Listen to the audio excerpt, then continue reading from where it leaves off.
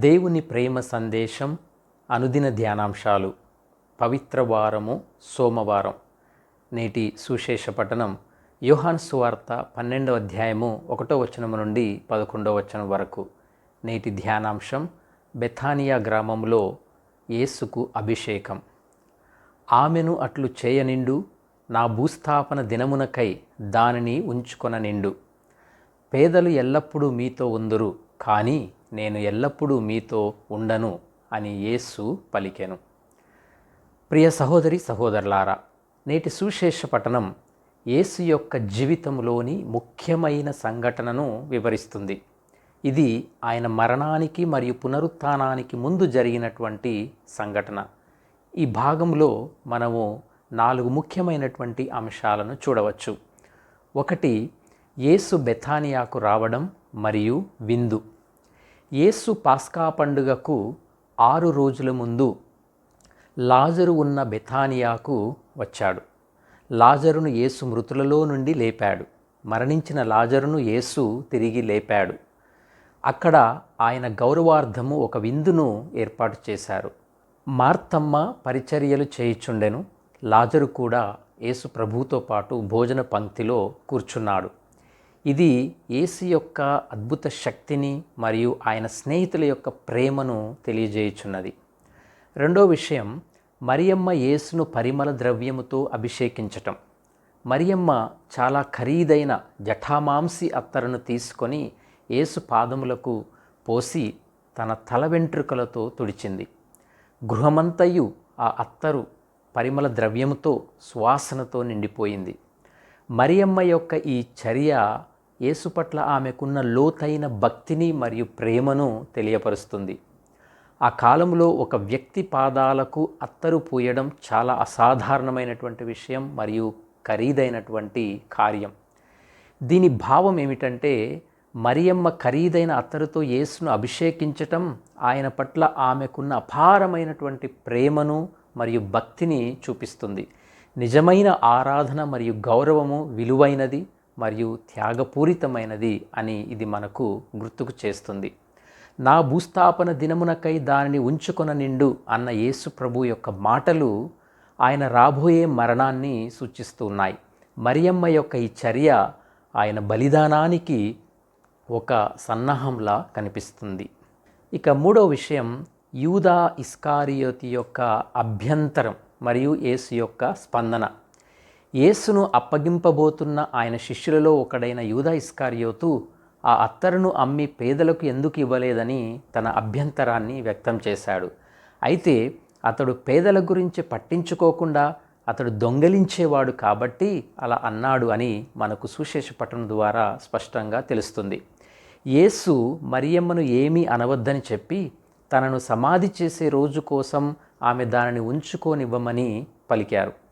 పేదలు ఎల్లప్పుడూ ఉంటారని, కానీ ప్రభు ఎల్లప్పుడూ ఉండడు అని తెలియజేశాడు. ఇది యేసు యొక్క రాబోయే మరణాన్ని సూచిస్తుంది మరియు మరియమ్మ యొక్క చర్య దాని ప్రాముఖ్యతను గుర్తించినదని సూచిస్తుంది. యూదా ఇస్కారి యొక్క అభ్యంతరము అతని స్వార్థపూరిత ఉద్దేశాలను వెల్లడి చేస్తుంది.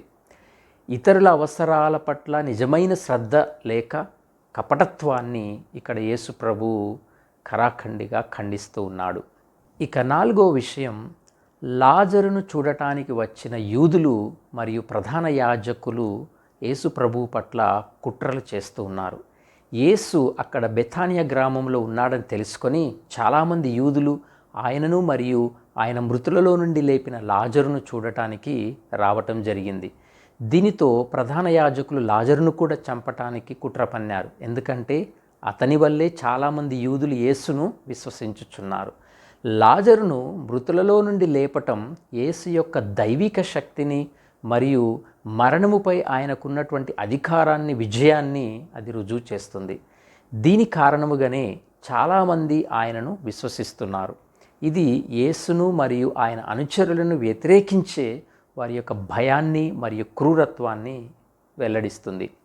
యేసును మరియు ఆయన అనుచరులను వ్యతిరేకించే శక్తులు ఎల్లప్పుడూ ఉంటాయని ఈ ప్రధాన యాజకుల కుట్ర మనకి తెలియజేస్తుంది.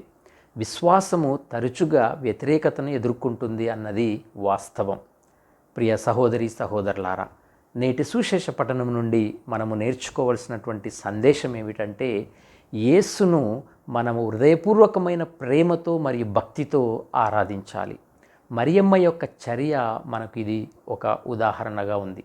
మనకున్న దానిలో శ్రేష్టమైనది యేసుకు అర్పించటం మన ప్రేమకు మరియు కృతజ్ఞతకు గుర్తు. యేసు ప్రభు యొక్క బలిదానాన్ని మనము ఎల్లప్పుడూ గుర్తించాలి. ఆయన మన కోసం చేసినటువంటి త్యాగాన్ని మనం ఎల్లప్పుడూ గుర్తుంచుకోవాలి మరియు దాని ప్రాముఖ్యతను అర్థం చేసుకోవాలి. దాని ప్రకారం మనం జీవించాలి. ఆయన మన కోసం మరణించారని మరియు మన పాపాల ప్రాయశ్చిత్తం చేశారని మనం ఎల్లప్పుడూ కూడా గుర్తుంచుకోవాలి. స్వార్థము మరియు కపటత్వము నుండి మనము దూరంగా ఉండాలి. యూదా ఇస్కారియోతు యొక్క ఉదాహరణ మనకు ఒక హెచ్చరికగా ఉండాలి. ఇతరుల పట్ల నిజమైన ప్రేమ శ్రద్ధ కలిగి ఉండటం మరియు మన చర్యలు నిజాయితీతో ఉండటము చాలా ముఖ్యం.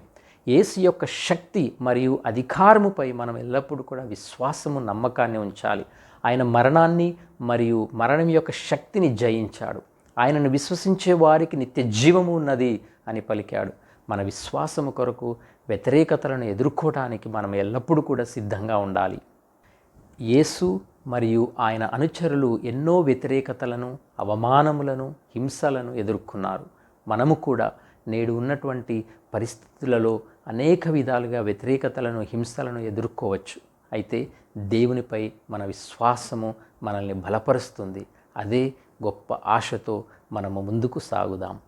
ఈ పవిత్ర వారము యొక్క ఆశీస్సులు మీ అందరిపై ఉండునుగాక. ఆమేన్.